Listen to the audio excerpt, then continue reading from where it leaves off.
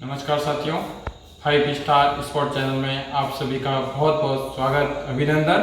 यदि आपने यह चैनल सब्सक्राइब नहीं किया हो तो आप इस चैनल को जरूर सब्सक्राइब करें, क्योंकि इस चैनल पे आपको मिलेगी योग संबंधित विभिन्न तरह की जानकारियाँ और योग रोगानुसार योग, यानी कि जो आपका बीमारियाँ जो होती है उस बीमारियों में कौन सा योग सबसे अधिक लाभकारी है, वो हम जो जानकारी है वो हम आपके साथ शेयर करेंगे।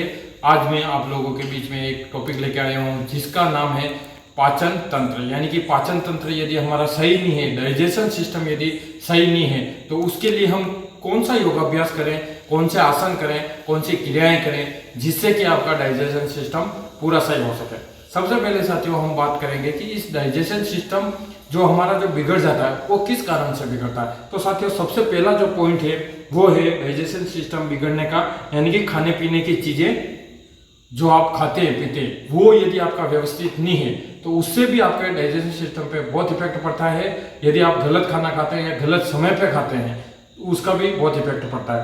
सेकंड जो है, यदि आपका डाइजेशन सिस्टम सही नहीं रह रहा है तो सबसे पहले हमें क्या करना है, जब भी आप शाम को खाना खाएं, यदि दिन में आपको घूमने का इस तरह का समय नहीं मिले तो शाम को जब भी आप खाना खाएं उसके बाद, खाना खाने के बाद आपको कम से कम 15 मिनट वॉक करना है। यानी कि वॉक करने का मतलब ये कि बहुत ज़्यादा तेज या बहुत ज़्यादा इस तरह से भागना नहीं है, बहुत हल्के से आराम से 15 मिनट से लेकर 20 मिनट तक आप आराम से वॉक कर सकते हैं। जब आपका 15 से 20 मिनट वॉक हो जाए तो उसके बाद, जैसा कि आप मेरे को देख रहे हैं कि मैं एक विशेष आसन में बैठा हुआ हूँ। इस आसन का जो नाम है वो है वज्रासन। इसमें पैर इस तरह से पीछे रहते हैं, कमर और गर्दन को सीधी रखना है। ये आप खाना खाने के बाद कभी भी कर सकते हैं। इसको भी आप शुरुआती दौर में 2 से 3 मिनट करें, धीरे धीरे समय बढ़ाने के साथ 5 से 10 से 15 मिनट तक आप इस तरह से बैठ सकते हैं। यदि आप खाना खाने के बाद मात्र ये 2 चीजें करते हैं, एक तो वॉक करना यानी कि हल्का सा आराम से घूमना 10-15 मिनट, और 10 से 15 मिनट इस तरह से इस आसन में बैठना, इसी के साथ आपका जो पाचन जो तंत्र है वो मजबूत होगा और जो प्रक्रिया जो है, जो बिगड़ा हुआ है पूरा सिस्टम, वो भी सही होगा। तो ये 2 काम तो आपको नियमित रूप से करने ही है। इसी के साथ मैं आपको कुछ आसन आज करके बताऊंगा, वो आसन भी आपके लिए बहुत लाभकारी होंगे। सबसे पहले आता है मंडूकासन, जो कि शुगर में सबसे लाभकारी होता है, लेकिन साथ ही साथ में डाइजेशन सिस्टम भी इससे इंप्रूव होता है, क्योंकि लीवर, किडनी, पैनक्रियाज इन सब पे इफेक्ट पड़ता है। तो ये करने के लिए इस तरह से मुट्ठियां आप बंद कर लें और पूरा पेट पे लगा लें और लंबा गहरा सांस लेके पूरे सांस को बाहर खाली करना है और धीरे धीरे आगे की ओर झुकना है और आगे देखना है, पीछे से बिल्कुल नहीं उठना है, पूरा खाली पेट करना है और होल्ड करना है।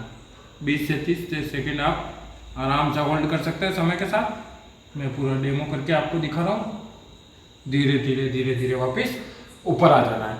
यह जो आसन है ये आपके इसमें बहुत लाभकारी होगा। सेकंड जो है, इसी के साथ शशकासन, यानी कि दोनों हाथ को मैं आपको दिखा देता हूँ साइड से कि इस तरह से आप वज्रासन में बैठे हुए हैं, दोनों हाथ इस तरह से ऊपर करेंगे और यहाँ से नीचे लेते हुए सांस छोड़ते हुए आगे की तरफ पूरा इस तरह से,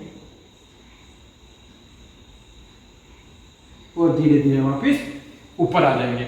यह आसन भी आपके पाचन तंत्र को मजबूत करने में बहुत लाभकारी है। नेक्स्ट जो आसन आता है वो साथियों उष्ट्रासन। उष्ट्रासन इस तरह से आपको करना है, घुटनों के बल आप आराम से आ जाएंगे, पीछे से पंजों पे, और इस तरह से आराम से होके एक एक हाथ पूरा पीछे ले जाएंगे और इस तरह से पूरा झुकेंगे